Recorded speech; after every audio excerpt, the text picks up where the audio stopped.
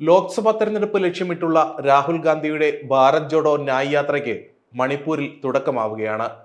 പൊതു തെരഞ്ഞെടുപ്പിന് കേവലം 3 മാസം മാത്രം ബാക്കി നിൽക്കെ രാഹുൽ നടത്തുന്ന യാത്ര പാർട്ടിക്ക് ഗുണം ചെയ്യില്ലെന്ന വിലയിരുത്തൽ കോൺഗ്രസിനുള്ളിൽ തന്നെ ശക്തമാണ്. സംഘടനാപരമായി കോൺഗ്രസിനെ ശക്തിപ്പെടുത്തേണ്ട നിർണായക സമയത്ത് പാർട്ടിയുടെ മുഴുവൻ ശ്രദ്ധയും ഊർജവും ഭാരത് ന്യായ് യാത്രയിലേക്ക് തിരിയുന്നത് ആത്മഹത്യാപരമാണെന്ന വിലയിരുത്തലാണ് പൊതുവെയുള്ളത്. കോൺഗ്രസ് ദുർബലാവസ്ഥയിലുള്ള പല സംസ്ഥാനങ്ങളിലൂടെയും കടന്നു പോകുന്ന യാത്രയ്ക്ക് കാര്യമായ ചലനമുണ്ടാക്കാൻ സാധിക്കില്ലെന്ന വാദമാണ് രാഷ്ട്രീയ നിരീക്ഷകരും പങ്കുവയ്ക്കുന്നത്. മണിപ്പൂരിൽ നിന്ന് ആരംഭിക്കുന്ന രാഹുലിന്റെ ന്യായ് യാത്ര മാർച്ച് 20 മുംബൈയിലാണ് അവസാനിക്കുന്നത്. 66 ദിവസം നീണ്ടു നിൽക്കുന്ന യാത്ര രാജ്യത്തെ 110 ജില്ലകളിലൂടെ കടന്നുപോകും. 100 ലോക്സഭാ മണ്ഡലങ്ങൾ ഇതിൽ ഉൾപ്പെടും. ഭാരത് ന്യായ് യാത്രയെ ചൊല്ലി ഇന്ത്യ സഖ്യത്തിലും അഭിപ്രായ ഭിന്നത മറനീക്കി പുറത്തുവരികയാണ്. BJPക്കെതിരായ വിശാല സഖ്യത്തിലെ കോൺഗ്രസിന്റെ പ്രധാന ഘടകകക്ഷികളിലൊന്നായ JDU രാഹുലിന്റെ യാത്രയ്ക്കെതിരെ പരസ്യമായി രംഗത്ത് വന്നിരുന്നു. ലോക്സഭാ തെരഞ്ഞെടുപ്പ് അടുത്തിരിക്കെ സഖ്യകക്ഷികളെ വിശ്വാസത്തിലെടുക്കാതെ കോൺഗ്രസ് ഒറ്റയ്ക്ക് നടത്തുന്ന യാത്രയുടെ സാങ്കത്യമാണ് JDU ചോദ്യം ചെയ്യുന്നത്. ഇന്ത്യ സഖ്യം രൂപീകരിച്ച് മാസങ്ങൾ കഴിഞ്ഞ സാഹചര്യത്തിൽ എല്ലാ പാർട്ടികളും ചേർന്ന് സംയുക്തമായി ഒരു യാത്ര സംഘടിപ്പിക്കണമായിരുന്നു എന്ന അഭിപ്രായമാണ് അവർ മുന്നോട്ട് വയ്ക്കുന്നത്. JDUവിന്റെ നിലപാടിനോട് ചേർന്ന് നിൽക്കുന്ന സമീപനമാണ് സഖ്യത്തിലെ പല പാർട്ടികളും പിന്തുടരുന്നത്. രാഷ്ട്രീയപരമായും സംഘടനാപരമായും കോൺഗ്രസ് നിർജീവാവസ്ഥയിലുള്ള ബംഗാൾ, ഉത്തർപ്രദേശ്, ബീഹാർ തുടങ്ങിയ സംസ്ഥാനങ്ങളിലൂടെ രാഹുലിന്റെ യാത്ര കടന്നു പോകുന്നുണ്ട്. ബംഗാളിൽ മമതാ ബാനർജിയും ഉത്തർപ്രദേശിൽ അഖിലേഷ് യാദവും ബീഹാറിൽ നിതീഷ് കുമാറും ലാലു പ്രസാദ് യാദവും പങ്കുചേർന്നില്ലെങ്കിൽ യാത്രയ്ക്ക് കാര്യമായ സ്വാധീനം ഈ സംസ്ഥാനങ്ങളിൽ ചെലുത്താൻ സാധിക്കില്ല.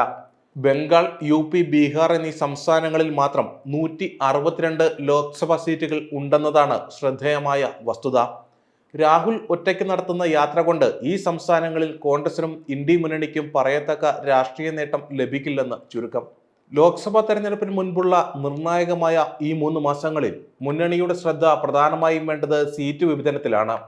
കക്ഷികൾ തമ്മിലുള്ള അഭിപ്രായ വ്യത്യാസങ്ങൾ ചർച്ച ചെയ്ത് പരിഹരിക്കാൻ കിട്ടുന്ന വിലയേറിയ സമയം ഭാരത് ന്യായ് യാത്ര കാരണം പാഴായി പോകുമെന്ന ആശങ്കയിലാണ് മുന്നണിയിലെ കോൺഗ്രസ് ഇതര പാർട്ടികൾക്കുള്ളത്. സീറ്റ് വിഭജനം പല സംസ്ഥാനങ്ങളിലും കീറാമുട്ടിയായി തുടരുകയാണ്. ഭാരത് ജോഡോ യാത്രയുടെ 2ാം പതിപ്പായ ന്യായ് യാത്രയ്ക്ക് വേണ്ടത്ര രാഷ്ട്രീയ മാനം കൈവരിക്കാൻ സാധിക്കില്ലെന്ന വിമർശനവും ഉയരുന്നുണ്ട്. ഭാരത് ന്യായ് യാത്രയുടെ 20% സമയവും ചെലവിടുന്നത് വടക്കുകിഴക്കൻ സംസ്ഥാനങ്ങളിലെ പര്യടനത്തിനാണ്. എന്നാൽ ഈ സംസ്ഥാനങ്ങളിൽ ആകെ 21 ലോക്സഭാ സീറ്റുകൾ മാത്രമാണ് ഉള്ളത്. കൂടുതൽ ലോക്സഭാ സീറ്റുകളുള്ള രാജസ്ഥാൻ അടക്കമുള്ള വലിയ സംസ്ഥാനങ്ങളിൽ രാഹുലിന്റെ യാത്ര അധിക സമയം ചെലവിടുന്നുമില്ല എന്നതാണ് ശ്രദ്ധേയം. ലോക്സഭയിലേക്ക് 25 MPമാരെ അയക്കുന്ന രാജസ്ഥാനിൽ യാത്രയ്ക്ക് കേവലം 1 ദിവസം മാത്രമാണ് അനുവദിച്ചിരിക്കുന്നത്. 14 ലോക്സഭാ സീറ്റുകൾ മാത്രമുള്ള ജാർഖണ്ഡിൽ 8 ദിവസമാണ് രാഹുലിന്റെ യാത്ര. എന്നാൽ 48 ലോക്സഭാ സീറ്റുകൾ ഉൾപ്പെടുന്ന മഹാരാഷ്ട്രയിൽ യാത്രയുടെ ദൈർഘ്യം വെറും 5 ദിവസമാണ്. ഇന്ത്യ സഖ്യം അല്പം പ്രതീക്ഷ പ്രകടിപ്പിക്കുന്ന വലിയ സംസ്ഥാനങ്ങളിലൊന്നാണ് മഹാരാഷ്ട്ര. ഉത്തർപ്രദേശ്, ബീഹാർ, ബംഗാൾ എന്നീ സംസ്ഥാനങ്ങൾക്കായി ആകെ 20 ദിവസം അനുവദിച്ചിട്ടുണ്ടെങ്കിലും കോൺഗ്രസ് ഇവിടെ വളരെ ദുർബലമായ അവസ്ഥയിലാണ്. അതുകൊണ്ട് തന്നെ ഈ സംസ്ഥാനങ്ങളിൽ കാര്യമായ പ്രഭാവം സൃഷ്ടിക്കാൻ യാത്രയ്ക്ക് കഴിയില്ലെന്ന കാര്യത്തിൽ തർക്കമുണ്ടാകില്ല. നിലവിൽ കോൺഗ്രസിന് കൂടുതൽ ശക്തിയുള്ള ദക്ഷിണേന്ത്യൻ സംസ്ഥാനങ്ങളിലൂടെ ഭാരത് ന്യായ് യാത്ര കടന്നു പോകുന്നില്ല. ലോക്സഭാ തെരഞ്ഞെടുപ്പിന് തൊട്ടു മുൻപ് തങ്ങളുടെ ശക്തി കേന്ദ്രങ്ങളിൽ യാത്രയുടെ സാന്നിധ്യമില്ലാത്തത് ന്യൂനതയായിട്ടാണ് വിലയിരുത്തപ്പെടുന്നത്.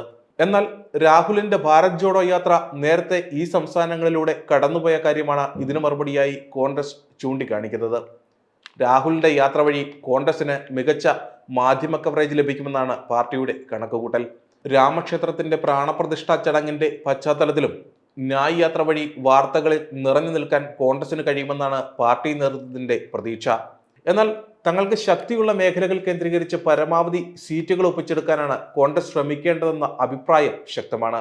കോൺഗ്രസിന് കാര്യമായ സ്വാധീനമില്ലാത്ത ഇടങ്ങളിൽ ആ ജോലി സഖ്യകക്ഷികളെ ഏൽപ്പിക്കുന്നതും ഗുണം ചെയ്യും.